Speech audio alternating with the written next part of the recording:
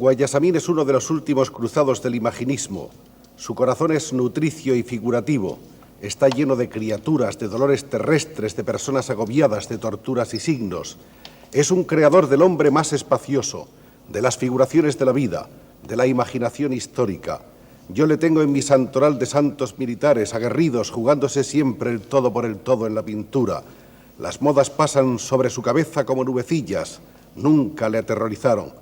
Presento, y es mucho honor para mí, a este pintor germinativo y esencial, seguro de que su universo puede sostenerse, aunque nos amenace como un derrumbe cósmico. Pensemos antes de entrar en su pintura, porque no nos será fácil volver. Y es que realmente no es fácil volver después de haber entrado en la pintura de Guayasamín, que es una pintura en cierto modo telúrica, es una pintura que nos muestra el dolor y la tragedia de la gente y de los tiempos, y sobre todo nos canta y nos cuenta cómo es el hombre de América. Osvaldo Guayasamín está con nosotros. Demos las gracias al gran pintor de América, que ha venido desde su Quito natal, allá entre montañas a 3.000 metros de altura, en ese país maravilloso, a estar unos minutos con nosotros. Maestro Guayasamín, ¿qué es un pintor? ¿Qué es un creador de arte? Yo creo que es una especie de antena rígida, antena dura, que recoge, y sensible al mismo tiempo, que recoge el llanto, el canto, el amor, el odio, la ternura de la época en que le toca vivir. Creo que su sensibilidad y su intuición es la que más hondamente penetra en el mundo que le rodea. Atención con los políticos, con los sociólogos, con los economistas, porque el artista generalmente es el que más hondamente, el que más profundamente penetra en la realidad de su tiempo. Ellos dicen siempre la voz más clara y más limpia. Esto creo que es un artista. Muchas gracias. Tenemos aquí unos datos biográficos de Osvaldo Guayasamín. Vamos a irlos siguiendo poco a poco en el diálogo. Nace en 1919, un día 6 de julio, en Quito. Su padre es indio, su madre es mestiza, de piel más blanca, según creo. El padre indio puro, porque digamos a nuestros amables espectadores que Ecuador sigue teniendo una gran población autóctona. ¿Cuántos indios hay? De 6 millones de habitantes del Ecuador, los 4 millones son indios, indios puros, que hablan su propio lenguaje, que después de 450 años de conquista todavía siguen hablando su idioma, siguen vistiendo sus vestidos. Quiero decir con esto que la conquista en el fondo fue absorbida por este grupo poderoso de hombres de mi país y del Perú y de Bolivia, del norte de Chile, del sur de Colombia. Diríamos entonces que el indio ecuatoriano ha sido absolutamente impermeable a todas las cosas históricas que han venido sucediendo. Impermeable y al mismo tiempo con una fortaleza increíble. Recuerdo una vez que fui por primera vez a los Estados Unidos. En una ventana maravillosa había un par de tirantes, muy bien adornada, y tuve que entrarme a comprar, no me servía para nada. Algo de eso pienso cuando llegaron los españoles con todos sus petos de plumas y sus cosas de armerías y lanzas y todo eso. Pues el indio se retiró un poco tranquilamente después de dar la fuerte batalla, y este español tan lleno de cosas, en el fondo, fue absorbido. Vino luego la independencia. ¿El indio ecuatoriano sigue siendo un indio pobre o, por el contrario, ya está ocupando puestos de liderazgo, ya está, en fin, redimido? Absolutamente no. No. Es decir, de ninguna manera, ni siquiera desde la época de la conquista. Imagínese que en la época de la conquista existían alrededor de 100 millones de indios. En el siglo XVII quedaron creo que 400.000, los cuales ya después del siglo XVII es que empieza otra vez a florecer, otra vez a nacer más niños indios, y ahora tenemos una población bastante amplia en este lado del Pacífico. Sus condiciones de vida, digamos, hablando de las mitas en la época de la conquista, digamos, hablando del Cerro Potosí, de donde salía toda la plata que venía a España y a Europa, se cuenta que entraban 3, 4 mil indios cada año y salían 4, 5, 2, que se les llamaba quixpes. Es un apellido muy común en el Ecuador y en el Perú, los liberados. Y cuando salían estos liberados, eran gentes extraordinarias, eran gentes que todo el mundo le admiraba, eran de los 3 o 4 hombres que salían vivos de estas cavernas. De repente entraba una mujer, de repente nacían niños adentro que jamás vieron la luz. Esta cosa de las mitas fue tan terrible que ellos servían para todos los quehaceres, para todas las cosas duras, y sigue siendo exactamente igual hasta ahora. Hoy todavía, hace 2 o 3 años en el Ecuador, se vendía una hacienda con 200 toros, con 50 vacas, con burros y con 150, 200 indios. Y recuerdo de la época de la colonia que hubo una discusión en el Vaticano que hubo una discusión de casi 9 años en que se trataba de decidir si el hombre indio era un hombre o era un animal. Estas condiciones hasta este momento no ha pasado. Desde la República y antes, desde la conquista, no ha habido política, no se ha hecho política para esta gran masa humana. Hay que mirar la cara de Osvaldo Guayasamín, porque ese rostro que hemos visto en el autorretrato hace unos momentos y que vemos ahora en directo, en persona, es el rostro de un indio que tiene la profunda y trágica preocupación del hombre de América, del hombre de siempre de América y de esta época y de este momento del hombre americano, que yo creo que es una constante en la obra de usted, Guayasamín. Absolutamente.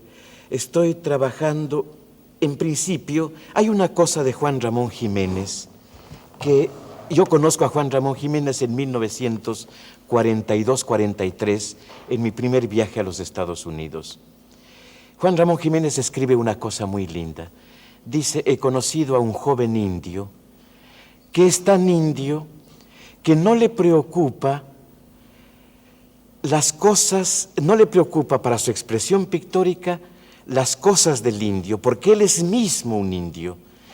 Le interesa lo que aspira el hombre indio a ser en el mundo contemporáneo. Algo de eso explica, es un poquito contra Neruda, eran bastante fuertes enemigos, porque él planteaba en este mismo artículo que Neruda era un mestizo bastante blanquecito y que él se preocupaba de las cosas indias precisamente porque no era. En esto hay algo de verdad, no totalmente, porque cada vez en mi lenguaje pictórico quiero llegar más hondamente a esta raíz de 3.000, 4.000, 5.000 años que tiene mi pueblo. Cada vez quiero referirme más hondamente a las formas, a los colores, a la expresión que este pueblo quiso dar a través de su escultura, de su cerámica, de su pintura. A usted le preocupa la angustia de su pueblo porque usted la ha vivido también. Usted ha nacido humilde, modesto. Usted ha vivido sus primeros años. Imagínese, mi padre cuando nací era carpintero, más tarde fue chofer de taxi, un poco más tarde fue tractorista de hacer caminos y otra vez volvió a ser chofer de taxi hasta hace unos 10 años atrás, en que por fin pude sacarle de esta profesión. Nunca quiso hacerlo, bueno, era un chofer muy distinguido porque tenía su carrito en la Plaza de la Independencia, en la plaza principal de Quito, y digamos un presidente que bajaba usaba su carro para decirle que le venda yo un cuadro un poquito más barato que de lo que generalmente hacía. Un chofer un poco especial, pero de una raigambre tremenda con su pueblo, con su expresión. Casi teníamos que besarle la mano cada vez que hablábamos con él. Fue muy duro en mi infancia, terriblemente dura todavía. De repente salgo gritando ahora mismo en la cama porque tenía la costumbre de darme muy buenos azotes en la espalda mientras estaba dormido. Le adoro muchísimo a este hombre que me enseñó a ser también fuerte con la expresión de mi pintura. Por otra parte, perdone que siga esta cosa porque es muy amarga,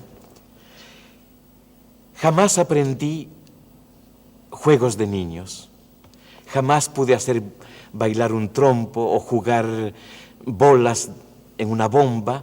No aprendí los juegos de niño, porque todos mis compañeros, siendo más negritos que yo, tal vez un poquito más feos y más duros de cabello, no querían jugar conmigo porque me llamaba Guayasamín. Y mi apellido indio les apartaba de mi presencia o de jugar conmigo. Todas estas experiencias, mucho más tarde, han sido las que han ido grabando muy duramente en la obra que trato de realizar. Hay otro incidente, tal vez el único acto tierno que recibo en mi infancia. Estoy pintando desde que tengo uso de razón. Desde los 7 años, el primer recuerdo que tengo de mi vida es estar en una estera, en el suelo, tratando de copiar una postal del castillo de San Angelo que está en Roma y tenía un cielo muy luminoso. Y mi madre, seguramente con la angustia de que no podía yo hacer este cielo blanco y luminoso, sacó de su seno un poquito de leche para darme en un platito para ver si con la leche mezclando el color este cielo era más luminoso. Este es el recuerdo más tierno, más profundo de mi niñez. He leído en alguna de las semblanzas biográficas que se han escrito sobre usted que hubo una niña que le interesó a usted especialmente en esos primeros años, una niña que creo que era coja. Ajá. Fue mi primer amor, tenía posiblemente unos 10 años, me enamoré tan profundamente de esta niña coja. Todas las chicas cojas tienen los ojos más divinos. No sé, en las mujeres que están en cinta y las mujeres cojas tienen unos ojos divinos. A esta chica yo le hacía joyas, estoy haciendo todavía joyas como recuerdo de ese tiempo, diseño joyas ahora. Recogía semillas de los árboles y les forraba con papel de estaño de colores, le hacía collares, le hacía aretes, le hacía pulseras y le regalaba en pequeñas cajitas de fósforos también muy adornadas. Mi primer amor.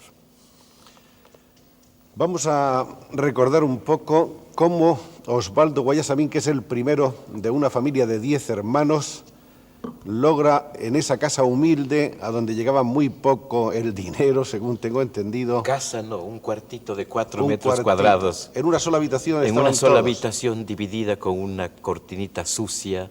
Era la cama de mi padre y de mi madre y 2 camitas donde dormíamos cruzados, como ahora venden las botellas, cruzados para no caernos de la cama, para alcanzar en la cama.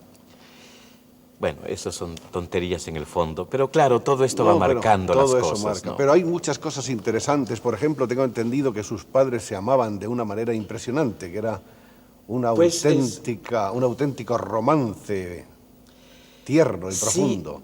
Mi madre pertenecía a una familia de herreros, tenían su casita de 2 pisos, y mi padre, que vivía en un pueblo cercano a Quito, indio puro. La familia de mi padre estaba completamente en contra de que mi padre se casara con una mujer de la ciudad. Imagínese, la familia de mi madre también era totalmente opuesta a que mi padre se case con un indio puro. Entonces parece que el romance se hacía a través de colores, de pañuelos de colores, porque él llegaba desde una montaña a caballo, era una cosa muy tierna. Pero este enfrentamiento entre las dos familias produce su miseria en la que yo nazco, porque ninguno de las dos familias aceptan este matrimonio y estos años para mí, que soy el primer hijo, son muy duros. Vamos a olvidar un poco esos años, sí. Vamos a seguir adelantando, porque hay unos momentos en que siendo Guayasamín muy joven y ya pintando cuadros que han hecho que la gente se fije en él y que consideren que hay un verdadero genio de la pintura, un gran pintor de América, ocurre entonces que en un accidente o en un incidente, digamos, político, muere uno de sus mejores amigos. Sí, él se llama Manjarrés, era criado de una casa grande, de lo que llamamos allí casa grande, de gran familia. Hubo una guerra en Quito que se llamaba Los 4 días, en que murieron cientos y cientos de personas. Este amigo mío era la persona que me acompañaba en mis salidas a la montaña a ver lo que hacían las hormigas, a conocer la profundidad de los volcanes cercanos, a ver cómo crecían las plantas. Y esta preocupación. Faltábamos de la escuela para ir a la biblioteca, por ejemplo. Este amigo entrañable, en un momento después que se terminó estos 4 días de masacre, le fui y le encontré muerto, inmensamente hinchado y verde, azul. Y cuando vi eso, dejé de creer en muchas cosas, porque los niños no pueden morir, no deben morir, y pinté un cuadro que se llamó Los niños muertos. Un cuadro cuya reproducción tenemos ahora justamente en este momento ante nuestras cámaras. Es un cuadro que estremeció en ese instante y que sigue siendo, desde mi punto de vista, un cuadro extraordinario en la historia y en la obra de Guayasamín. Lo hice cuando era alumno de la Escuela de Bellas Artes, entre los 3 o 4 primeros cuadros que pinté cuando por primera vez tomé un óleo y una paleta en mis manos. Bueno, hay un primer cuadro también de esa época primera que tenemos aquí, que vamos a mostrar ahora, que se llama Las Beatas, y que es un cuadro que resulta absolutamente goyesco, aunque quizá más adelante vamos a hablar de esto. Yo creo que toda la pintura de Guayasamín, en cierto modo, y quizá de una manera misteriosa, viene a entroncar con la pintura española y con Goya de una manera mucho más clara. ¿Está de acuerdo usted? Completamente de acuerdo. Es mi amigo desde siempre. Goya es con la persona que converso casi cada día, que veo sus cuadros y se entabla nuestra amistad tan profunda. Y cuando usted pintó estos cuadros no tenía ni idea de la existencia de Goya. En realidad, digamos, a través de reproducciones sí, pero nunca hasta 1957, que vengo por primera vez a España y me dan el Gran Premio de la Bienal, nunca antes había conocido a Goya, nunca había visto directamente un cuadro de Goya. Es una de las experiencias más tremendas que recibo en mi vida. Es tan brutal la presencia de este hombre en mi conciencia o en mi subconsciencia que me paso alrededor de 10 días sin poder comer, sin poder ingerir alimento, y cualquier cosa que como lo devuelvo. Mi estómago es un volcán, no puedo resistir, y veo otra vez y vuelvo otra vez al museo, y esto se convierte en un puntal definitivo de mi pintura. Además de Goya, hay también en usted una cierta pasión por el Greco. Es el Greco en la medida de su matemática, de su cinetismo, porque el Conde de Orgaz tiene 3 movimientos en el mismo cuadro.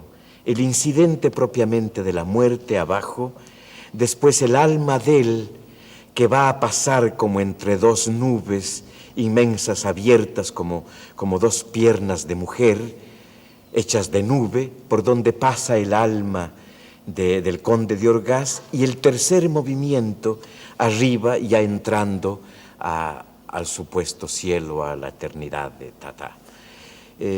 Esto en esta forma cinética, tal vez el primer cuadro cinético que se pinta en la humanidad, Esto me conmueve profundamente. Más tarde conozco en París, en el Museo del Louvre, este otro cuadro extraordinario que se llama La Pietà de Aviñón. Creo que entre estos tres cuadros está una gran parte de mi pintura hasta hace unos 10 o 15 años atrás. Después, más tarde, ya surge Guernica de Picasso, que es la obra entre estas tres y esta cuarta, creo que es lo más grande que el hombre ha pintado sobre la tierra. Cuando usted hay quien le llama el Picasso de América, ¿usted está de acuerdo con esa denominación? Como actitud de hombre, sí. Nunca, digamos, mientras el Greco influyó en mi pintura como plásticamente, como toque de pincelada, como toque de espatulada, como angustia del Greco y tal, sí. Pero Picasso me interesó muchísimo más como el hombre enfrentando a su mundo, al mundo que le rodea. La actitud de Picasso es la que me interesa, no tanto su pintura, porque creo que hago otra cosa diferente. Además, tenemos un planteamiento muy distinto. Picasso es un hombre que su poder de captación le hace como una gota de aceite que se extiende en un papel. Él quiere conocer todo, quiere entrar en todo. Y entra Y descubre cosas y maravilla al mundo con sus colores, con sus texturas, con sus formas completamente diferentes a todo lo que se había hecho antes en pintura en el mundo.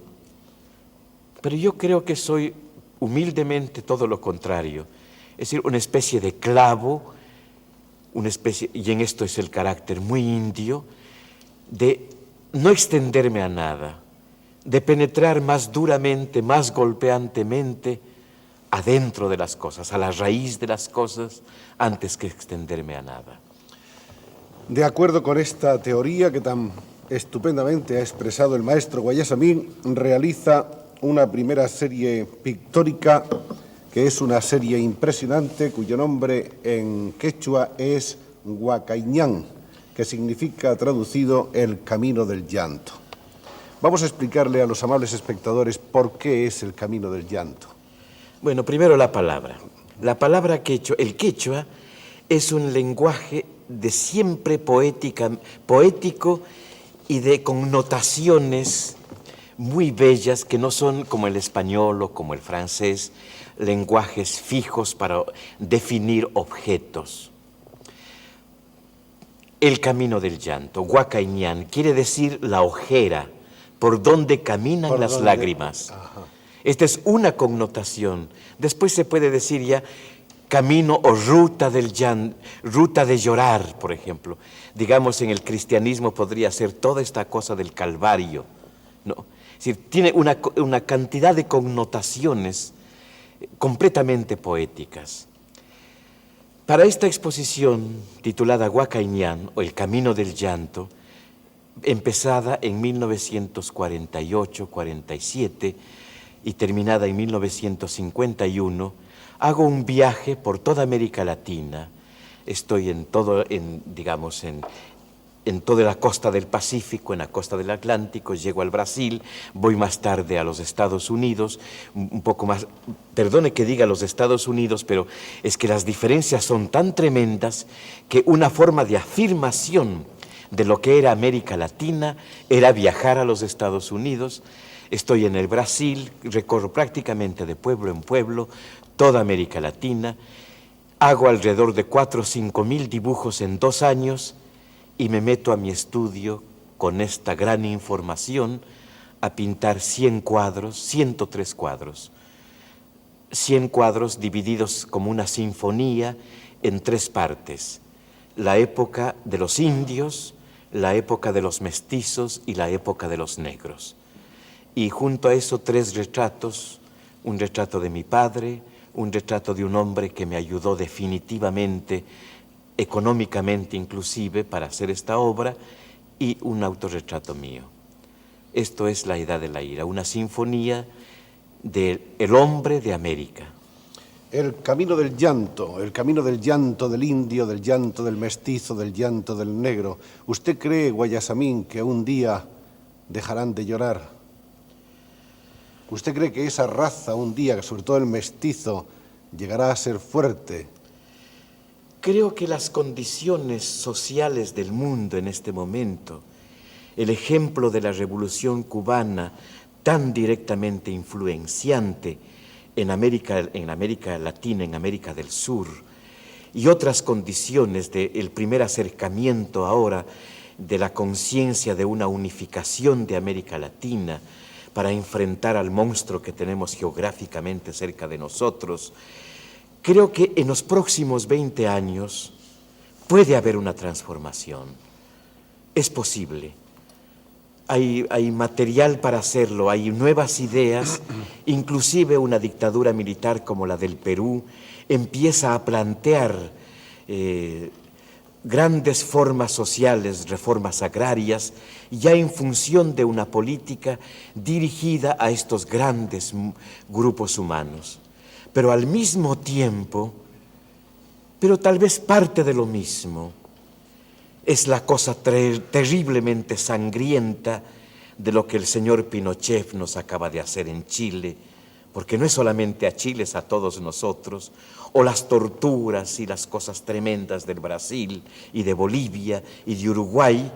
Pero a pesar de todo esto, a pesar de todo de este desfogarse tan brutal de estas dictaduras militares en América Latina, herencia del señor Nixon, del señor Kissinger y de la CIA y del Pentágono, yo creo que empieza a crecer en América Latina una conciencia completamente diferente y que va a nacer un nuevo mundo. Siempre comparo esta situación con lo que sucedió en Italia en el Renacimiento.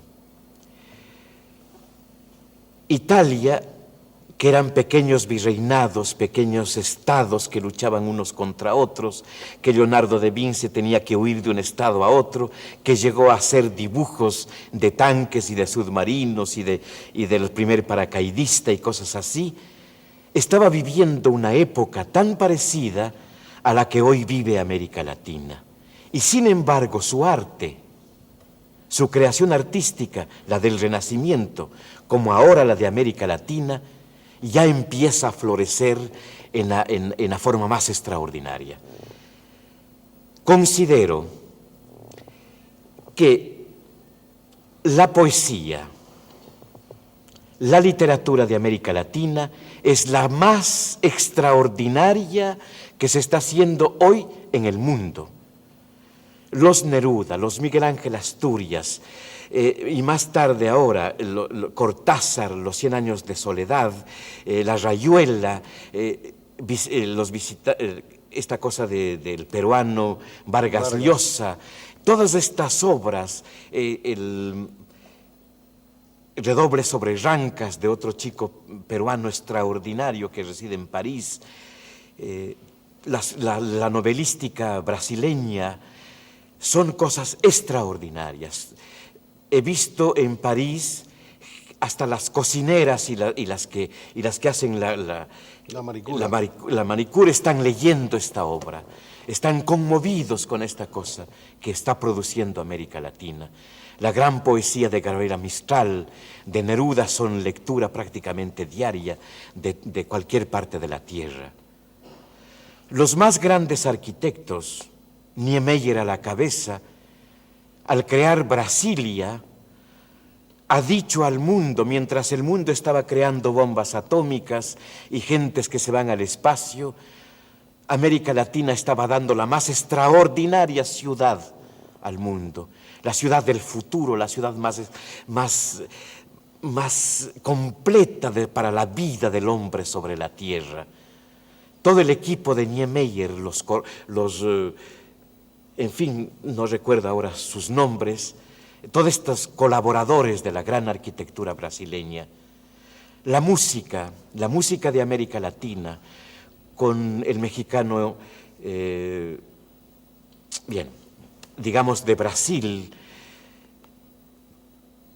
Yo para los nombres soy muy malo, pero hay una pléyade de músicos en Argentina, en Brasil, en México, que empiezan a dar una música ya Villalobos de Brasil, Finastera de Argentina, Chávez de México, y sobre todo la música popular de este hombre maravilloso llamado Atahualpa Yupanqui y de todo un grupo de jóvenes chilenos que empiezan a hacer música de protesta y que se lee, que se canta en toda América, en todo el mundo, lo mismo en Francia que en Alemania, que en todas partes de América Latina.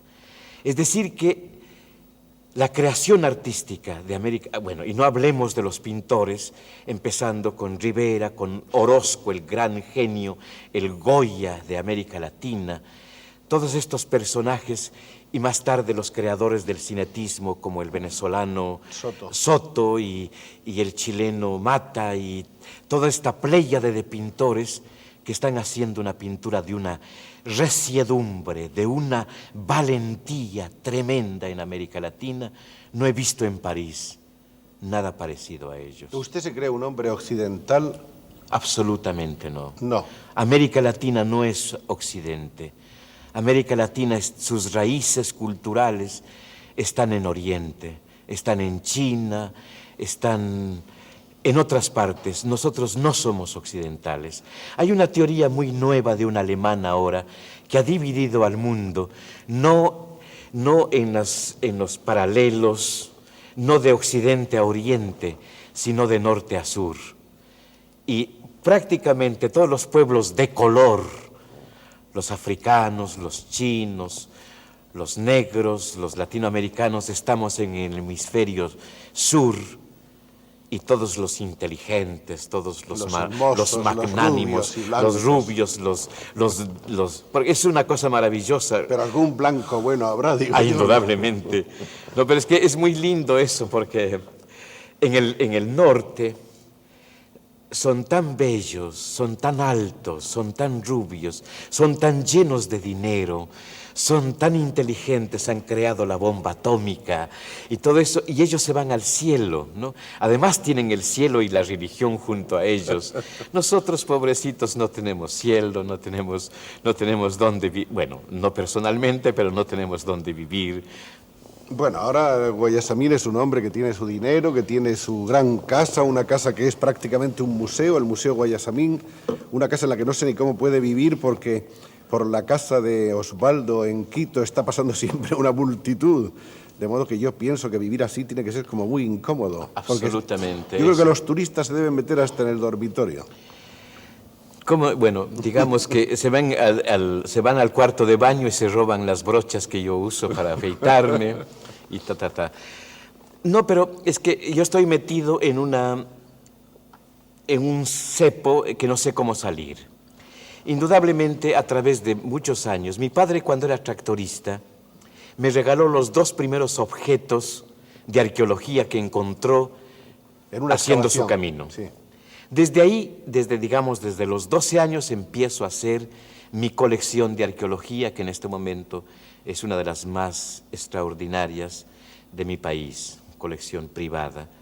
Empiezo a comprar objetos, casi todo mi dinero que gano, compro cosas hasta ahora mismo, digamos. Tengo una colección de arte de la colonia muy importante, pero esto no quiero gozarlo yo solamente. Es por eso que mi casa es abierta y toda la gente pasa, porque no les puedo prohibir que vean estas cosas.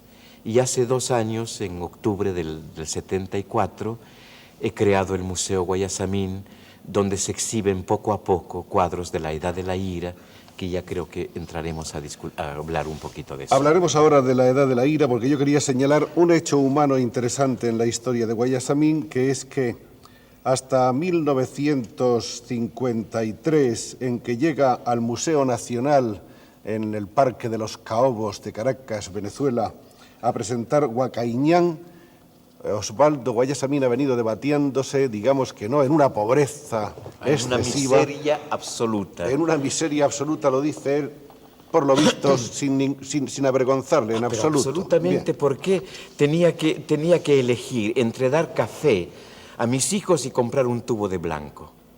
Además, yo me pasaba horas y horas preparando mis propios colores, mezclando tierras de color con aceite, pero días tras días de moler color, y eso me ha hecho mucho bien, porque sé cuando uno trabaja el color, cuando uno lo muele al color, uno después sabe que esto es la voz, que esto es la palabra, que esto es el sonido, y lo tiene muy en cuenta para poder decir las cosas más puramente, más limpiamente, más directamente.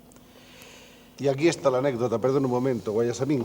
Es justamente entonces, después de tantos años de pobreza, de miseria, de ese esfuerzo tenaz y desesperado, lleno de coraje, cuando llega a Caracas, empieza a desembalar sus cuadros y en 2 horas, Guayasamín se convierte en millonario, porque en esa tarde prácticamente le compran a usted todos los cuadros.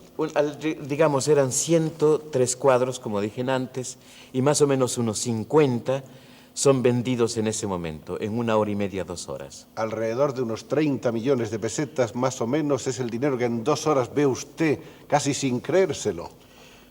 Bueno, mis deudas eran tan grandes, había empeñado tantas cosas en Quito, que regreso con ese dinerito aquí al Ecuador y empiezo a sacar mis cacharros, mis cosas, mis vestidos, mis corbatas.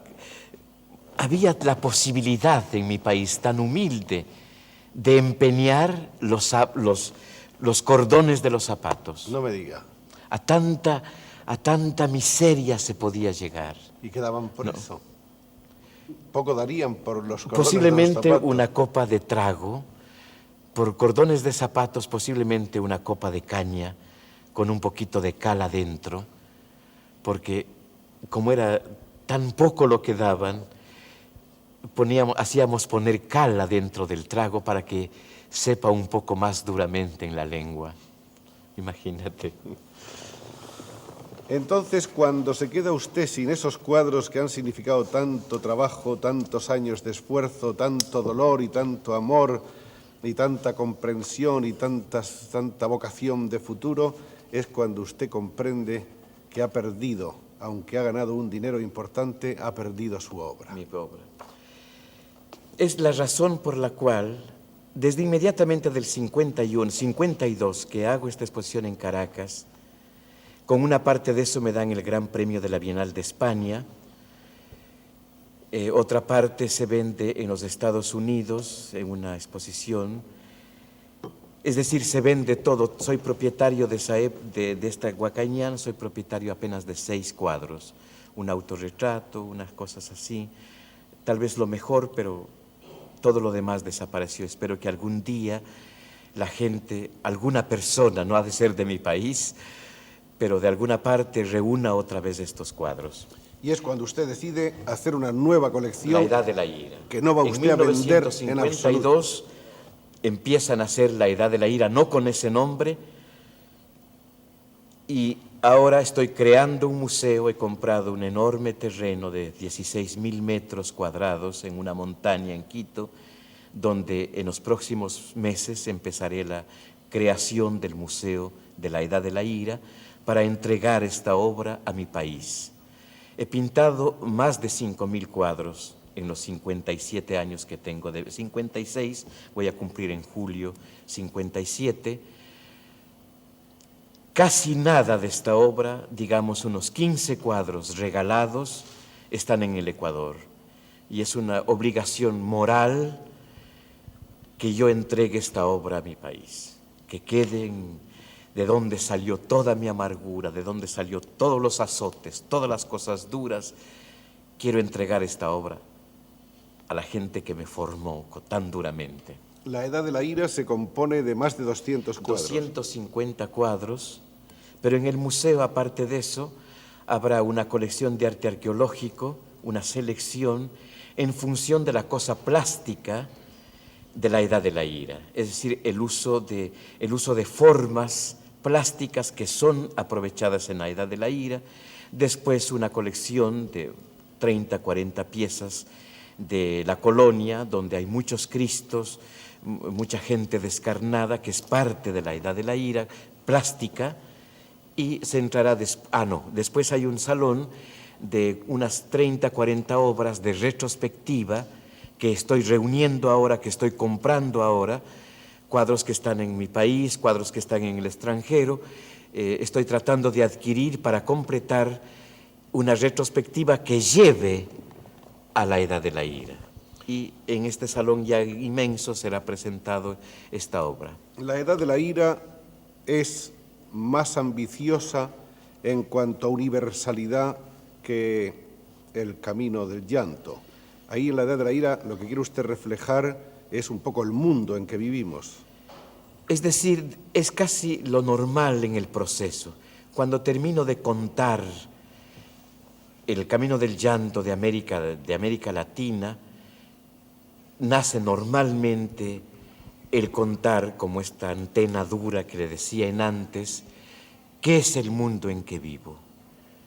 Y el mundo en que vivo casi desde que nazco, es decir, en los 19 años, en el año 19, se acaba la Guerra Mundial y las primeras revistas, cuando tengo uso de conciencia, son de tanques, de barcos, de los primeros aviones, de gentes ahogándose en el mar, y esto va cuajando toda esta cosa que ahora la quiero expresar. Después vengo a España, me paso casi un año aquí, recorro toda España de pueblo en pueblo, voy haciendo diseños sobre lo que más tarde se llamará 7 cuadros de las mujeres llorando, porque entonces preguntaba sin discriminación qué había pasado aquí. Y cada mujer me hablaba de que murió su esposo, su hijo, su padre. En fin, hice alrededor de unos 200, 300 dibujos solamente para pintar estas 7 mujeres llorando. Después, como la vez anterior hice un viaje por América Latina, esta vez hice un viaje mucho más largo, de casi 3, 4 años, por todos los campos de concentración. Estuve en el lejano oriente, estuve en el Japón, para donde había sido la bomba atómica, Hiroshima, estuve en toda China por 7 meses, recorrí toda China, estuve en la URSS, en otros países socialistas como Checoslovaquia, recorrí toda Europa, todo esto alrededor del año 57, 59, 61, en distintos periodos. Creo que reuní alrededor de unos 4 o 5 mil dibujos otra vez para empezar a crear la Edad de la Ira. La Edad de la Ira es la demostración de que este siglo que me ha tocado vivir ha sido el más duro y el más cruel que jamás el hombre antes enfrentó. Los campos de concentración, 6 millones de judíos muertos en campos de concentración, 12 millones de rusos, toda esta hecatombe, la bomba de Hiroshima, el crimen mayor que se ha cometido en nuestro tiempo, el crimen de computadora, Vietnam, Biafra, todo este siglo monstruoso del odio del hombre contra el hombre, es el que quiero expresar en estos cuadros. Y no van a ser terminados. Estaban en principio 250 y de repente nos viene lo de Chile. ¿Y qué puedo hacer? Hasta alguna vez intenté pintar, después de terminar esto, una cosa que se llamaría la Edad del Amor, pero en realidad los sucesos son tan duros que lo que tendría que pintar es la Edad de la Náusea. No habrá nunca una Edad del Amor, Guayasamín. Mientras no se termine esto. Mientras tanto, Guayasamín ha ido naturalmente en pleno éxito, siendo homenajeado, condecorado, favorecido con distinciones, con amistad, ha conocido a todos los grandes de nuestro tiempo, ha estado conversando con Einstein, ha estado conversando con Mao Zedong, durante una conversación muy larga, según tengo entendido. Ha conversado con Fidel Castro varias veces, que por otra parte le ha encargado trabajos como el famoso de Playa Girón. Ha conocido usted casi a todos los personajes importantes y de relieve. De mi siglo, De su siglo. de la época que me ha tocado vivir.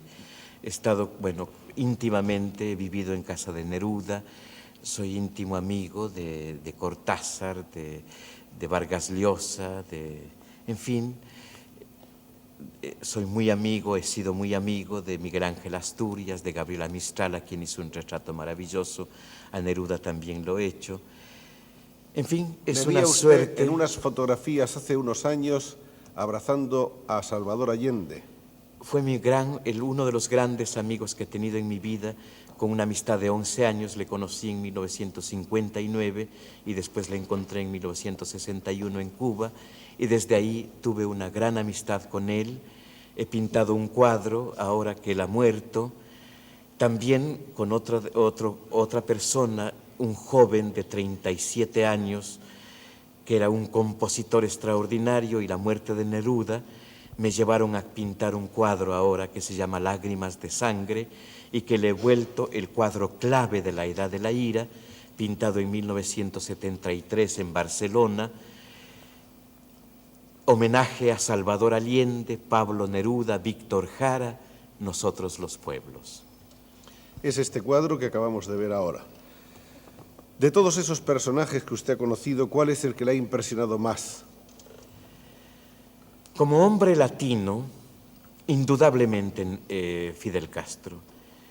Fidel Castro, un hombrón de casi 2 metros de altura, es la única persona donde yo me he sentido muy chiquitito, que al abrazarle, bueno, estoy hablando de una cosa física, que al abrazarlo he quedado casi por aquí, por la altura de sus plexos, en fin. Pero todo lo que él ha realizado para América Latina es tan extraordinario. Creo que es más grande que Bolívar en este momento. Creo que toda la integración de que se habla ahora en el continente es nacido de su revolución, nacido de sus intenciones de crear un nuevo mundo. Allende era un gran político. Era un médico de una tremenda ternura. No creo que sea un político. Ha sido más un humanista, y como un humanista quiso componer la realidad de Chile. Fracasó rotundamente, posiblemente porque hay que ser duro y cruel en este mundo de crueldad. ¿Se encontró usted feliz en China? Viajé 7 meses. Tengo una admiración profunda por China, sobre todo porque es una especie de encontrón para mí de mis ancestros. Los grupos indios de América Latina, y decían antes, no son occidentales, son nacidos de Oriente.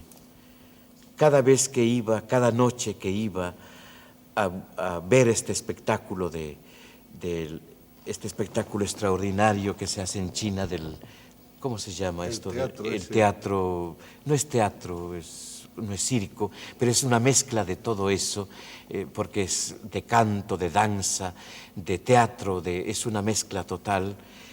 Cada vez salía llorando, porque sin saber los símbolos con que ellos se expresan como gran cultura de 6.000 años, yo entendía todo. Porque el grupo indio en América Latina es un poco eso, no un poco eso, es eso. ¿Qué significa en quechua Guayasamín? Hay 2 versiones. Una versión cara, que es la que puebla alrededor de Quito y Quito mismo, una ciudad fundada hace 3.000 años. Esto es muy interesante ahora que digo Quito. Es una ciudad que está hace 3.000 años fundada exactamente en la mitad del mundo, en la línea equinoccial, porque Quito quiere decir territorio en la mitad del mundo. O sea que hace 3.000 años la gente de mi país conocía ya dónde quedaba la mitad del mundo. Sabían que la Tierra era redonda. Sabían que la Tierra era redonda, sabían exactamente, y eso se descubre a través de los platos arqueológicos, sabían de la distancia exacta de la Tierra a la Luna y cosas de esa manera. Sabían amarrar el Sol, que era una cosa extraordinaria, en piedras que están en Machu Picchu, están cerca de Quito. Hay las piedras para amarrar el sol, tanto en el solsticio acá, de norte y sur, para que no se vaya demasiado a los lados y nos deje sin luz. Pues en la civilización cara quiere decir ave blanca volando, pero en el quichua, que se habla en todo el continente, digamos, al lado del Pacífico, quiere decir casa de la sabiduría. Eso no quiere decir que yo soy sabio, ni mucho menos. ¿Y Quito qué quiere decir? Eso, territorio en la mitad del mundo. En la mitad del mundo. Territorio en la mitad del mundo. El idioma es muy bonito. Eso es de poesía, ¿no? En México hemos estado, por invitación del presidente Echeverría, que cuando fue a Quito visitó mi estudio, me encargó una obra que no se llegó a realizar, desde luego, y el título de esta obra era Guaira Huanca, origen del viento, casa del viento, el empiezo del viento. Osvaldo Guayasamín, nos ha gustado muchísimo que haya usted venido desde Quito hasta aquí, tener esta conversación encantadora con usted, penetrar un poco más en su obra, en esa obra que está llena de fuerza y de vigor, en esa fuerza que es en realidad la fuerza de su raza y la fuerza de su tierra y de su continente, para el que nosotros tenemos tanto amor, tanto sentimiento y tan buenos deseos, y yo creo que estamos más cerca que lejos, a pesar de la distancia. Mucho y más no cerca. sé si usted piensa otra cosa. Absolutamente no. ¿Acaso visto desde el lado del Indio, nosotros estemos muy lejos? Desde esta orilla nosotros nos vemos muy cerca de ustedes. Si me permite dos palabras Sí. más, creo que lo que fue conquista hace 450 años, para nosotros en América Latina es un sentimiento muy, muy común, es nuestro pie en Europa, España. Sobre todo que el miedo, el terror a la silla y todo eso, tratamos de alejarnos lo más posible de los Estados Unidos, porque es otra cultura, son otras finalidades, otros goles los que ellos tienen. Pues un acercamiento con España como el que hemos tenido ahora es mucho más fructífero, mucho más humano que todo lo demás. Muchas gracias, Osvaldo Gracias a Guayasamín, usted. que siga usted siendo siempre el pintor de América. Gracias a usted.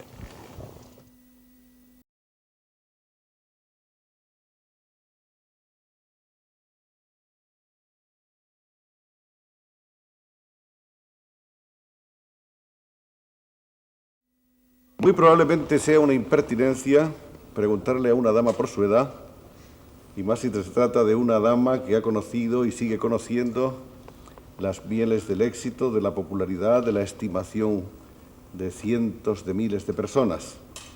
Imperio Argentina, los tratadistas, los eruditos, los que redactan las enciclopedias del cine, no acaban de ponerse de acuerdo en cuanto a la fecha de nacimiento de una estrella quizá la más internacional que ha tenido el cine español.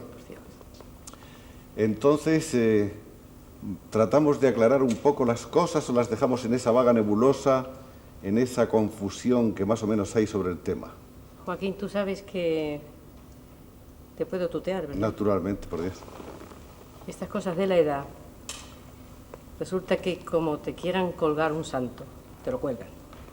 Es igual que diga que tengo 20 como que tengo 90, es lo mismo. Ahora, lo que sí tengo un gran orgullo de haber nacido el mismo año de Miguel Hernández. Y además tengo en mi casa, que preside mi casa, un cuadro de Rafael Alberti, de quien soy muy amiga y admiradora, que se llama El nacimiento del cometa Halley. Que fue el año en que tú naciste, el año del Exactamente. cometa. O sea, fíjate qué coincidencias tan fabulosas. ¿Acaso tiene que ver eso con aquella canción famosa, El día que yo nací? No. ¿Qué planeta reinaría? No tiene nada que ver. No, tiene lo nada que que sí ver. sé que se iba a acabar el mundo, pero nací yo y no se acabó. Claro. Al contrario, el mundo empezó a girar a partir de ese momento. No tanto, pero... Tenemos muchísimas cosas de qué hablar. Imperio Argentina ha sido una estrella que ha conocido los últimos estertores del cine mudo, que ha entrado en el cine sonoro, que ha hecho múltiples versiones de una misma película cuando el doblaje no existía, repitiéndola una vez y otra, cada vez en un idioma distinto, que ha conocido, por tanto, muchísima gente importante de todo el mundo Pero yo diría que si el cine no hubiera existido, ¿acaso Imperio Argentina hubiera sido igualmente la misma estrella y con el mismo reconocimiento internacional que has alcanzado? No sé, puede que hubiese tenido esa suerte, pero el cine es un medio de difusión tan grande que si haces una película con mediano éxito, pues claro, esto se extiende a todas partes del mundo si tienes la suerte de ser internacional, claro. Una vida tan pletórica como la tuya es muy difícil, naturalmente, de tratar de ahondar en ella, de resumirla en unos minutos, pero hay cosas que llaman la atención de cualquiera. Sabemos que has actuado para muchos jefes de Estado, sabemos que fuiste la estrella más popular en la España de Alfonso XIII, de la monarquía que terminó en el año 31. Sí. Sabemos, entre otras cosas, que fuiste llamada por presidentes de repúblicas hispanoamericanas, pero también hemos sabido, y nos gustaría que nos hablaras un poco de esto, que fuiste llamada por el Führer del Tercer Reich, sí, de la gran Alemania, Adolf Hitler, en su tiempo. Exactamente, y sin nada de política. ¿Y cómo porque fue eso? No tenía ¿Cómo fue? nada que ver esto con la política ni con la manera de pensar mía. Estaba yo trabajando en Cuba, en el año 37, estaba trabajando en teatro, y se ve que el Führer había visto Nobleza Baturra en su teatrito y había visto Morena Clara también. Entonces él se le metió en la cabeza de que yo tenía un parecido muy grande con Lola Montes, y como los alemanes tenían una verdadera obsesión con la vida de Lola Montes, que yo la encuentro más o menos interesante, pero en fin, él dijo que yo quizás sería la intérprete ideal para hacer esta película. ¿Y te quiso conocer? Me quiso conocer, y quiso conocerme porque él decía que Nobleza Baturra representaba para él, sin conocer España, representaba para él la España que él tenía idea de ella, ¿no? Entonces Lola Montes no se hizo. Lola Montes no se hizo porque parecía que se quería aprovechar un momento político para hacer en la actualidad una cosa del rey Luis de Baviera con respecto a Lola Montes. Yo me negué totalmente, se negó Florian también, porque nosotros no íbamos a hacer política, íbamos a hacer un cine. Pero, se eligió Carmen. pero aceptaste la invitación y fuiste a Alemania. Sí, yo acepté la invitación, porque como lo hubiese aceptado de otra parte, cosa que me ilusionaba volver a Europa, claro. Bien. Estaba en América, pero quería volver otra vez para acá. ¿Le viste rápidamente, inmediatamente, o pasaste antes por los Goebbels, Goerings, etc.? Bueno, Goebbels fue el que nos dijo una tarde que si a mí me interesaba conocer al Führer, y yo dije, bueno, ¿quién no? Naturalmente, fui y lo conocí, me aprendí 4 o 5 palabras de saludo en alemán, y fue muy cómico porque yo me aprendí una frase que quería decir mein Führer, yo tengo mucho placer en conocerlo a usted, que era esta frase: Mein Führer, ich freue mich, Sie kennenzulernen. Y se acuerda y todo. Me acuerdo porque he hecho después la versión en alemán entero, sin doblaje. Entonces esas cosas graciosas que me han empezado a mí en la vida. Entonces el Führer dijo, wunderbar, wunderbar. Digo, sí, un momentito. Hasta ahí, yo ya no sé más alemán que este. Sé un poco de inglés, pero alemán yo no sé nada más que esto. Después Goebbels dijo que si yo me atrevía, figúrate tú a una señora con sangre española, si nos atrevemos. Me dice, ¿usted se atreve a hacer la versión en alemán de Carmela de Triana? Que entonces estábamos haciendo la versión española, directa, claro, como no existía el doblaje. Digo, pues sí. Y me dice Florian, pero estás loca, tú no sabes muy poco alemán, no importa. Yo me metí en Helgoland, en aquella isla maravillosa, me metí a estudiar con una profesora que era la mujer de Emil Jannings, que era un catedrático de alemán, Lucy Heflich, una gran actriz, y allí me metí con ella un mes, y yo salí hablando alemán en la película. Y lo que hubiera sido. Bueno, Probablemente. ¿qué se le va a hacer? Esa es nuestra vida, ¿no? ¿Qué impresión te causó ese personaje? Pues mira, buena impresión, porque claro, yo no iba ni a comprar bombas ni a comprar nada de esas cosas. Iba sencillamente a hacer mi trabajo. Me causó una buena impresión, me enseñó unos dibujos muy bonitos de él, maravillosamente bien hechos, y como a mí me gusta mucho el dibujo y me gusta mucho la pintura, pues realmente, bueno, él era un gran periodista, ¿no? Aparte después ya, lo que se hizo después ya no interesa a nadie. Vamos a dejar un poco esa vieja historia para preguntarte en definitiva, después de haber conocido tanta gente, mucha de ella importante, tanto personaje de un nivel, en fin, que uno desea alcanzar, ¿cuál es el que ha dejado en ti una huella más honda, el que más te impresionó y por qué? A mí, León Felipe. León Felipe. Sí. Era un ser fuera de serie. Ya no como poeta y como gran actor que era, porque era un gran actor, sino como personaje humano, extraordinario. íntimo amigo nuestro, en fin, un hombre que cuando yo estuve en México, pues casi a diario comía él y su mujer en mi casa o yo en la suya, en fin, una cosa extraordinaria, extraordinaria. Vamos a cambiar un poco el rumbo y vamos a irnos al arranque. Sí. Tú naces en Argentina. Yo nací en Buenos Aires, sí. En Buenos Aires, tu padre era inglés, Mi padre creo. de Gibraltar Gibraltareño. y mi madre malagueña. Mezcla Pero curiosa. una mezcla no extraña, sino extraño por el motivo de que mis padres se conocieron a 10.000 millas. O sea, mi padre era de Gibraltar, que son 160 kilómetros De en Málaga. Málaga, que se fueron a conocer en la Argentina. Y allí nací yo, claro. Y tú te llamaste primero, cuando empezaste a cantar, La Petit Imperio, ¿no es Sí, así? sí, pero yo era muy chiquitita. No quiero decir lo pequeña que era porque van a decir que me quito años. No. Yo era pequeña. Entonces me gustaba muchísimo. Yo no quería estudiar nada si no me dejaban cantar y bailar. Fui alumna de Ana Paulova, como mi hermana, y nada, surgió así. Vi a Pastor Imperio trabajar, a La Goya, a todas estas artistas. Me entró más afición de la que yo realmente tenía. Y de ahí en adelante trabajaba en fiestas benéficas y ya a los 8 años ya digo, no, profesional, si no yo no aprendo ni el catón. Y a los 8 años profesional. Ya profesional. Fue una cosa terrible para toda la familia, que no tenían nada que ver con el arte. El nombrecito era, supongo, consecuencia Consecuencia de la moda. afrancesamiento que había entonces en la Argentina, que lo sigue habiendo, pero entonces muchísimo más. Era artistas españolas, la Petit Nené, la Petit Dorita, la Petit, yo no sé por qué motivo, yo no cantaba canciones francesas. Bueno, la cantaba- verdad es que ese afrancesamiento fue común a toda la América Sí, hispana. sí. Y entonces la transformación de Petit Imperio en Imperio Argentina, ¿cuándo se produce? Se produce en el Perú, en Lima, en la capital, cuando Lola Membrives fue haciendo las obras de don Jacinto Benavente, y don Jacinto era una persona muy cordial, muy amigo de mis padres. Dice, esta niña, ¿por qué se llama Petit Imperio? Esta niña se tendría que llamar, a mí me la veo cantar y bailar y me recuerda mucho a Pastora y me recuerda mucho a la gran Antonia Merced, porque yo cantaba y bailaba y en fin, hacía de todo. Y dice, bueno, ¿por qué no le ponemos un nombre? Yo la voy a bautizar, figúrate, yo encantada. Entonces me puso el La nombre... mitad de la una y la mitad de la de la otra. una y la mitad de la otra. Imperio Argentina es un poco raro porque debía ser Imperio Argentino, ¿no? Pero es Imperio Argentino. No, mejor Imperio Argentino. Muy ampuloso porque creen que va a llegar una señora muy grande como la Kiste Flachta, por ejemplo, ¿no? Y salgo yo, chiquitita, Llegaste a España teniendo muy pocos años también. pequeñita. Y siendo ya una estrella de cierto nombre, por lo menos en tu país, Bueno, una ¿no? estrellita. Una estrellita. Cosilla.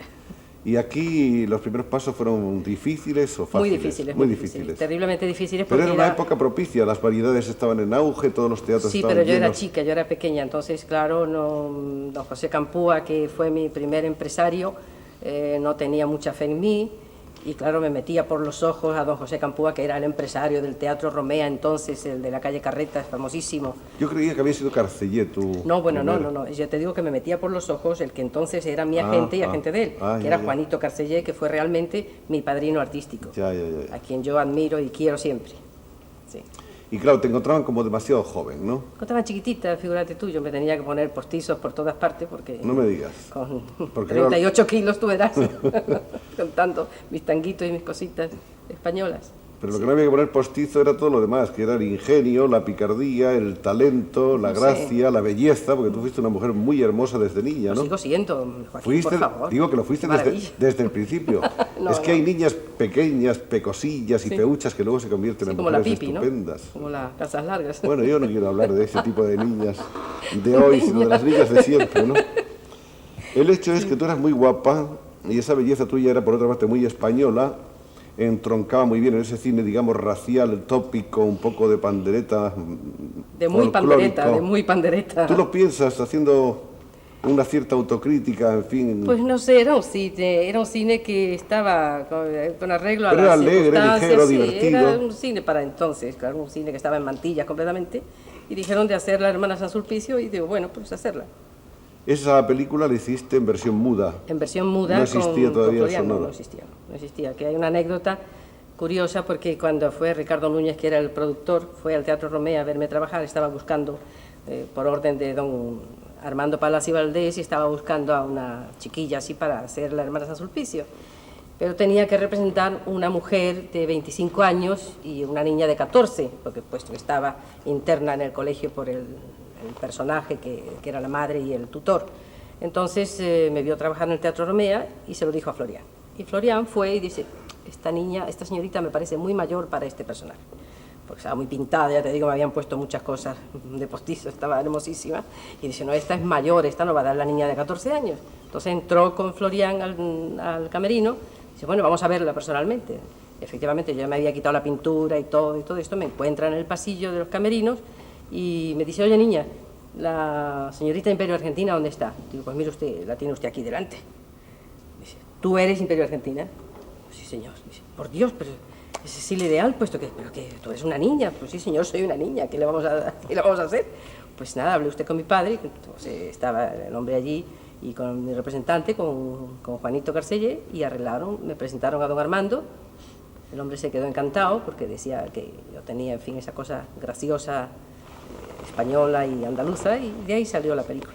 Bueno, y vinieron luego las demás películas. Yo creo que ha sido la única estrella española que ha trabajado, y más en aquellos tiempos heroicos y promisorios. No, del sí, cine. había estrellas entonces buenísimas, hombre, por Dios. Bueno, a ver, tú trabajaste en los estudios españoles, en los franceses, te llamaban de Alemania, te llamaban de Italia, has rodado en todos los por sitios. toda Europa y luego por América, claro. Sí. Quiero decir que tuviste además la oportunidad de compartir eso que llaman los honores estelares en las carteleras, por una parte con Carlos Gardel, en una Sí, película el que se pobre considera una de las reliquias. Melodía de Raval. Melodía sí. de Raval. Sí, sí. ¿Cómo era Carlos? Ah, extraordinario. Era un ser humano extraordinario. Extraordinario. Además, aparte de que no creo que haya nadie en el mundo que pueda cantar ni que haya nacido otro como él. Le pasa lo que a Antonia Merced, eso sí, ahí se acabó. Lo que te gustaba de él precisamente era cómo cantaba. Cómo cantaba, ¿no? Y el Y su personaje, personalidad humana. Su personalidad era extraordinaria. ¿Y como para enamorarte o no? No, yo No. no tenía tiempo de enamorarme, No. yo estaba enamorada de lo mío. Ya después ya sí me enamoré varias veces, pero ahora ya no. Después trabajaste con Chevalier. ¿Eh?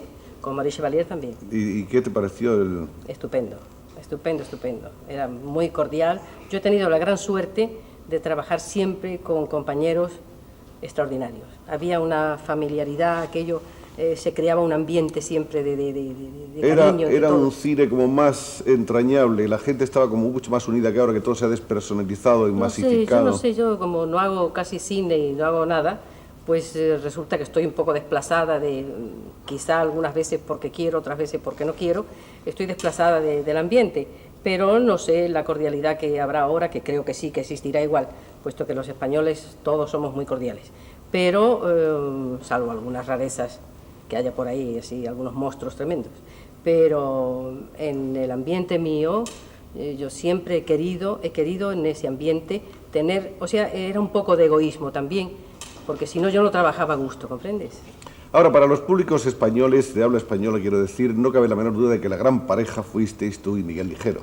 Eso dicen, Eso, porque yo no he visto ninguna película mía. No me digas, ¿no te gusta verlas? No me gusta verlas, ya están hechas y que se queden, y como me da mucha indignación hacer cosas mejores, pues procuro.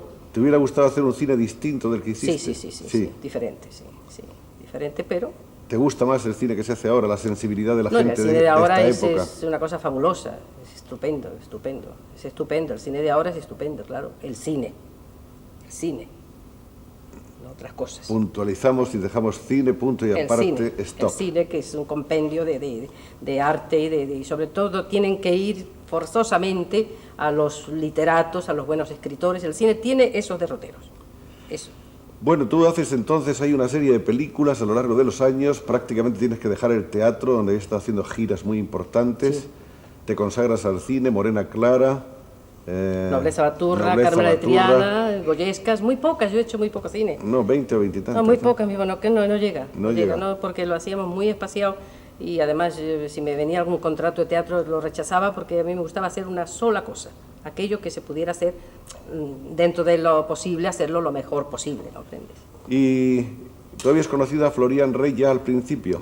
Bueno, Florian fue mi descubridor en la Hermana San Sulpicio Muda. Exacto. Hicimos las pruebas allí en la calle Don Pedro, en una terraza, con unas pantallas, algo. Y luego acabaría siendo no solamente tu realizador, tu director, tu Mi descubridor, marido. sino tu marido. Muchos años después. esto Pasaron fue. los años, Sí. no hubo flechazo, no fue una cosa inmediata. No. Mi flechazo para del mí entonces era conocimiento, del el teatro y el del cine, trato. esa era mi pasión. Y después ya normalmente, claro, como soy una mujer, pues lógicamente yo tenía una compenetración muy grande con Florian, enorme, teníamos gustos afines, y llegó pues normalmente lo que tiene que venir entre un hombre y una mujer. Se produjo entonces el matrimonio. El matrimonio, Después continuó la Sociedad Anónima triunfante durante largo sí. tiempo y un día se acabó. Sí, como se acaban todas las cosas. No todas, no, parece que todas no. Algunas no se acaban. Algunas insisten.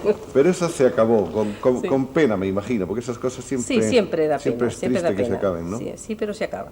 Se acaba. Y En procura del mejoramiento. después de eso, ¿volviste a trabajar con él o ya no? Volví 12 años después. Trabajar en una película malísima, se llamaba La cigarra, pésima. No tuvimos suerte. O sea, esa unión artística ya no funcionaba. La última película que tú has hecho, Imperio, ha sido muy reciente, hace apenas 4 o 5 años, una ¿no? película de la trilogía de Aldecoa. De Ignacio Aldecoa. De Ignacio Aldecoa. Con el viento solano. Con el viento solano, sí. Un tema muy importante, muy bien, pero que, no sé, por circunstancias especiales, pues no ha entrado en el público. Yo no la he visto tampoco, no la he visto. Y tú cantabas al principio tangos fundamentalmente. No, yo cantaba siempre cosas españolas. Siempre primero. canciones españolas. Siempre, siempre. Pero Yo tú empezaba a viniste a cantar España tangos con aquí con en el España, tango, claro, era lo En la lógico. tierra del ciego usted es un rey. Yo Bueno, cantaba además era español. la gran moda, la gran boga del tango. El tango Sí, había sí, venido sí. a conquistar Europa Con y lo había hecho. Espaventa, sí, con Carlos Gardel, con eso, sí. Y además, como yo soy argentina, pues digo, pues voy a hacer un poquito de honor a mis paisanos. Imperio, ¿estás lejos de la actividad artística? No. ¿O estás en ella? No, yo estoy en ella. Yo estoy en ella totalmente. Te Lo que sigues pasa- asomando a los escenarios, a Sí, los sí, sí, platós sí, sí, y sobre todo en la televisión americana, ¿no? Sí, sí. No, televisión americana, bueno, de sudamericana. Sudamericana. Sí, en Estados Unidos he trabajado en teatro, he trabajado en el Carnegie Hall, tú sabes que eso es muy importante para un artista, y fue realmente un éxito grandioso que tuve que repetir en pocos días, y después pues toda Sudamérica. Y yo estoy en activo, lo que pasa es que hay cosas que no me gustan y no las hago. Tengo la tranquilidad de poder elegir cosas que me gusten realmente, no tampoco queriendo hacer papeles de niña de 15 años, porque no cuenta eso. Quisiera preguntarte, este broche que ¿Esto? llevas ahí, ¿sí? Esto fue un regalo de la reina, de la madre, de la abuela de nuestro del rey. rey Juan sí. Carlos. Esto es de doña Victoria Eugenia. Te lo regaló ella. Ella me lo regaló en manos y en el hospital de San José y Santa Adela, que hoy es el hospital de Loreto, me parece que se llama. Sí, ¿no te ¿Quieres importa? verlo? Sí, vamos a mostrarlo un poco a los muy espectadores bonito, porque Precioso. es precioso, me llama la atención enseguida y además Esto lo tenemos 4 artistas. es nada una más. reliquia histórica. Es muy bonito. Supongo que más o menos se estará viendo. Y me imagino que además de esta tienes otras muchas cosas, muchos regalos importantes que no se pueden llevar puestos. No, condecoraciones no tengo realmente, esta y la de Arte, Ciencias y Letras de Francia, nada más. Muy bien. Muchas gracias, Magdalena. Porque Imperio se llama Magdalena, como saben. Ay, qué nombre algunos. horrible, me recuerda a Venganza Don Mendo. A mí ¿No me te encanta, gusta? no me gusta nada. Me gusta que me llamen Malena, que es muy bonito. Malena. Pero Magdalena suena tan mal, tan mal. Es muy dulce, es un nombre muy dulce, pero no me gusta. Tu padre no había sido artista, ¿no? Mi padre hubiera sido un buen artista y mi madre una gran actriz, pero en esos tiempos el ser artista era como ser bufones, imposible. ¿A qué se dedicaba tu padre? Mi padre era un señor que tenía un negocio bastante importante de joyas y después fue jefe de mecánicos de la Casa Mercedes y después Más cosas. simultáneamente fue, agárrate, ¿A dónde? agárrate, fue campeón del Boca Junior. Jugador de Me lo fútbol. figuro con los calzoncillos por aquí, ¿no? Con bigote. Con los pantalones cortos de la época, Horrible, que de cortos no tenían largos, nada, claro. Horrible. Jugador del Boca Juniors, qué bonito. ¿Y qué más Fue cosas? campeón, campeón sí. del Boca Junior. ¿Y qué más fue después? Porque por lo visto sí. Bueno, después era un señor, era un tío simpático. Era un hombre muy extraño, porque además de eso empezó a tomar desde muy joven lecciones con grandes profesores de guitarra, de concertistas, y él era un gran concertista. Era un gran concertista por hobby, ¿no? Y después, figúrate tú, después me tuvo que acompañar a mí. Yo encantada, claro. Y en todas mis cosas, mis canciones, siempre hay 3 o 4 guitarras en recuerdo de él. ¿Tú recuerdas con nostalgia esa época brillante? No. Esa época esplendorosa de No, triunfos, no, de no, viajes, mira, esas cosas ya quedaron atrás. de dinero, Hombre, porque tú recuerdo- ganabas muchísimo dinero en aquella Bueno, época. sí, pero Ya sé que eso siempre es incómodo decirlo, pero Sí. conviene que se Sí, sepa que sí, ganaba en bastante, aquellos pero- tiempos, en fin, Era ganabas mucho más de lo que gana hoy una estrella por película. Sí, ganaba Entonces, mucho, pero todo me lo he gastado. quiero decir que si hoy hay estrellas que cobran 1 millón por película, entonces, en aquellos Claro, tiempos, sí, y hablo de los 20, Tú cobrabas 2 millones ya por película y Sí, yo hasta cobraba 3. mucho, cobraba mucho, sí, porque hay que cobrar. Y además ¿Qué? llevabas porcentajes, o sea que eras una mujer con un talento comercial extraordinario. No, que va, en absoluto, ¿Cómo? no, de talento comercial ninguno, no, ni quiero, no, no. No te interesa. No, yo creo que el dinero sirve para tener las cosas que a uno le gusta. Por ejemplo, yo tengo colecciones de cuadros importantes, tengo ediciones de libros magníficos, tengo varias cosas importantes, de esas cosas que a mí me gustan. Me gusta mucho, tengo joyas también, lógicamente, porque eso es lógico en una mujer, nos gusta ponernos, como los indios, nos gusta colgarnos cosas, pero lo que más me interesa a mí es haber tenido esas cosas que yo he podido comprar con el dinero que he ganado. Haciendo un balance así de urgencia, decimos entonces que ha sido una vida feliz y triunfadora. Bueno, no, bastantes amarguras. Con muchas amarguras. Muchas amarguras, sí, Y terribles. sobre todo, claro, ya recuerdo, con una gran tragedia en tu vida. Terrible, terrible, terrible. Espantosa, pero cosas que pasan. Una gran tragedia que para los que no lo sepan, en fin, y perdóname, como ya el tiempo ha pasado y el tiempo dicen que no lo cura todo, pero por lo menos contribuye a paliar ese dolor. Digamos que Imperio perdió a su hijo, Florián, nacido de su matrimonio con Florián Rey, que se suicidó porque se vio abandonado por la novia. ¿No es esto una cosa de amor? No fue abandono de la novia, no. Un pseudo abandono. No fue abandono de la novia. No, él fue un chico que un 6 de enero, una fecha muy mala para mí, pues tuvo una discusión con ella, esas cosas de los chicos enamorados, lo que pasa. Se fue a casa, bebió un poquito más de lo normal y la llamó por teléfono a las 4 de la madrugada. Entonces esta chica pues no quiso ir a la casa a las 4 de la madrugada. Dice, bueno, pues si no vienes me mato. De esas cosas de juego del amor. Los juegos peligrosos. Y le salió mal, claro. Yo estaba en Buenos Aires, ya te puedes figurar. Horrible. Tengo en compensación mi hija, que la adoro, y mis 4 nietos, que son una maravilla. Qué hermosa abuela. Eso me dicen a mí. Sí, sí. No me llaman abuela, me llaman Lela. Que de eso tengo mucho, ¿sabes? Son maravillosos. ¿Pasas temporadas largas en España o distribuyes tu tiempo a caballo entre América y nosotros? Voy a un sitio y otro, yo no me puedo quedar en un sitio. Tengo tal costumbre de viajar desde que nací que no puedo... Bueno, estoy largas temporadas en España porque me gusta ir a los sitios, conocer pueblos, que me conozco casi toda España, pero voy a conocer más cosas, estoy entre la gente. ¿Te enamoraste muchas veces? ¿Se enamoraron muchas veces de ti, digámoslo de otro modo? No sé, eso ya... Demasiadas. No sé, yo no, ¿No? Pocas veces. Pero tú ponías a la gente lejos siempre, ¿no? ¿O no? No, al contrario, que va, en absoluto. Yo en el amor he sido tonta completamente, no. Yo me he entregado totalmente de verdad, de corazón, absolutamente. ¿Y las mujeres que conociste, alguna te gustó más que las otras? Las mujeres por lo general no suelen entusiasmarse mucho con las de su género, ¿no? No, yo tengo pocas amigas mujeres. Tengo muchos más amigos, pocos amigos hombres. Lo creo mucho más inteligente, más... A ver, una sensible. gran amiga en tu vida, ¿quién ha sido? Pues tengo una gran amiga en Madrid, tengo 2 amigas. Una es Tana Palud, que es una señora que hoy, en fin, es una gran modista, pero no tiene nada que ver el ser modista con su personalidad humana. Una mujer extraordinaria, catalana, estupenda, pero afincada en Madrid. Tengo en Málaga una señora, Carmen, que es cuñada de un actor que yo quiero muchísimo, que es Fernando Nogueras, y pocas amistades. ¿Y mujeres que se han dedicado al arte, al teatro, a la canción, a la ópera? Bueno, ¿quién te ha gustado? ¿Quién te ha impresionado? De gustarme, ¿no? Me ha impresionado una que tú también admiras, que es la Kirsten Flastag. Me encanta. Y claro, mi ídolo del canto es esta, ¿cómo se llama? Por Dios, no me voy a acordar ahora. ¿Cómo no me voy a acordar? ¿Del país o de fuera del país? Del país, es catalana. ¿Victoria de los Ángeles? Victoria de los Ángeles. Victoria de los Ángeles. La adoro, es una mujer extraordinaria. ¿Y os conocéis? Sí, cómo no. Yo siempre donde he ido a trabajar, ahí he ido yo. Tuve la gran suerte de oír el oratorio de Falla en el Liceo de Barcelona. Fui con mi hermana especialmente a oírselo a ella. Y es una cosa extraordinaria. Admiro muchísimo a la Caballé, admiro muchísimo todo el bel canto. ¿Te hubiera gustado ser una cantante de ópera? Bueno, yo mi camino también, cuando tenía 16 años, empecé, porque antes no, hay que empezar a esa edad, no está la voz hecha todavía, empecé mis estudios de canto a los 16 años, tuve 28 años con estudios de canto, realmente, pero ese no era mi derrotero, era otro. Lo hacía porque creo que todo cantante sea de lo que sea, de cosas populares, de cosas ligeras, de lo que sea, creo que tiene que saber cantar. Es una cosa muy, muy necesaria. ¿Sigues cantando? Yo sí. ¿Qué cantas ahora, Ay, canto de todo. por ejemplo? Pues mira, me gustan mucho los líderes, me encanta. Canto muchas cosas de Granados.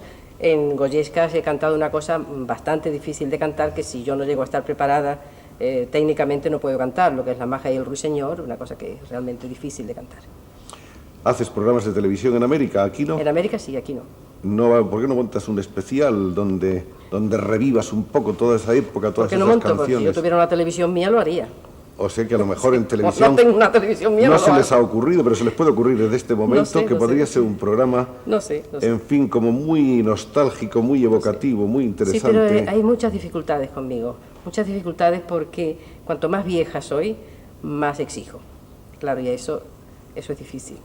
Eso es difícil porque no es que yo quiero arroparme con gente de mucho valor, con gente, no hablo de los técnicos porque todos son maravillosos, sino de los artistas, de escritores, quiero que forme aquello un programa que no sea la señora que sale a cantar 8 o 10 cosas y que cansa al público. Eso no me interesa. Me interesa algo que tenga realmente una cosa televisiva, de espectáculo y de interés para el público.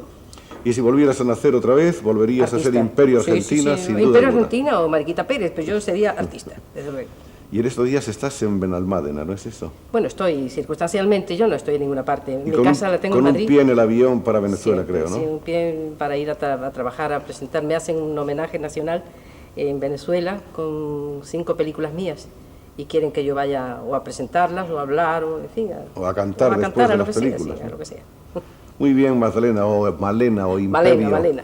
Es estupendo encontrarse con uno de los viejos mitos de nuestra Y me encanta que nuestra seas niñez. tú, además, que nuestra viejísima amistad, no de viejísima nada, nuestra vieja amistad de Barcelona, que tú has sido siempre tan amable y tan señor y tan televisivo Muchas y gracias. tan artista, que seas tú el que me haya presentado en televisión española. Yo creo que ha sido un gran placer para todos los espectadores y por para mí. supuesto para mí también. Para mí, y gracias.